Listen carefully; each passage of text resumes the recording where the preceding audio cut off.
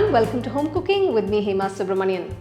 We all love a nice wholesome breakfast. Today I'm going to share a wonderful Khara bath recipe which is so easy to make, yet it's absolutely delicious. Now you can also enjoy this for a nice evening tiffin as well. So let's get started and check it out. I have all the ingredients ready here for the recipe. First I'm going to cook the vegetables. To a pot, pour a little water. Add 1 small cup of chopped beans, 1 small cup of chopped carrots and about 1/4 cup of fresh green peas. Just add a pinch of salt, mix everything well. Close the pot and let this cook for about 5 minutes. After 5 minutes, turn off the stove, strain the vegetables and keep it aside. Now I will not discard this water. I'm going to use this water for making the Khara bath. To a nice wide heavy bottom pan or a kadai, add about 3 tablespoons of oil. Next add 1 tablespoon of ghee. Once the oil is heated, add 1 teaspoon of chana dal and a few cashew nuts. So first we're going to roast these 2 ingredients. Once the cashew nuts have roasted, add 1 teaspoon of mustard seeds and 1 teaspoon of cumin seeds. Once the mustard seeds start crackling, add 1 large onion finely chopped. Next add 3 large green chilli slit and 1 piece of ginger finely chopped.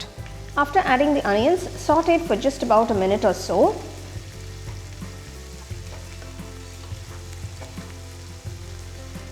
After about a minute, I'm adding 1 cup of semolina, that is suji rava. This is a 250 ml cup measurement. Keeping the flame on a medium, roast the suji rava for about 2 to 3 minutes.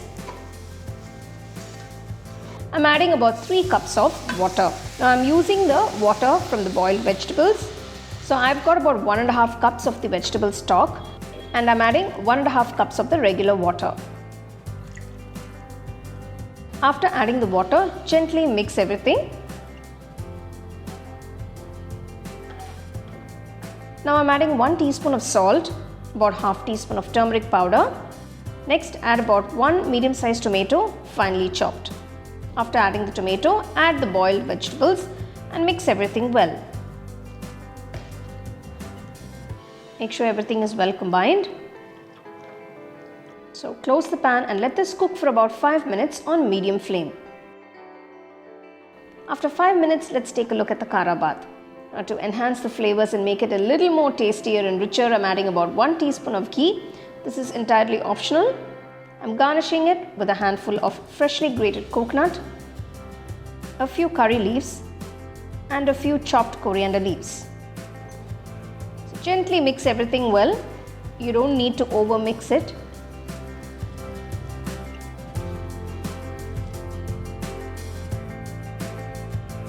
So here is this incredibly tasty and delicious Khara bath that you can just make in 15 to 20 minutes.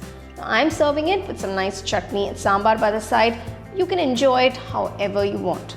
I'll give you a couple of links to the other tiffin recipes I've made earlier. Do check them out. Now I'm first going to taste it without any chutney. I'm just going to see how the flavors are on this one. Oh my god. This is literally melting in my mouth. It's so delicious. Incredible. So as you can see, it's a pretty simple and straightforward recipe that you can try.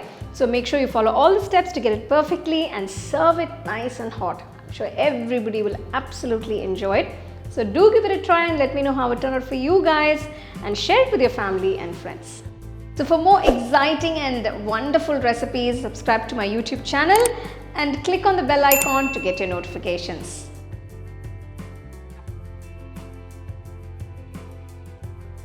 You can now buy the second edition of our home cooking book at shop.homecookingshow.in.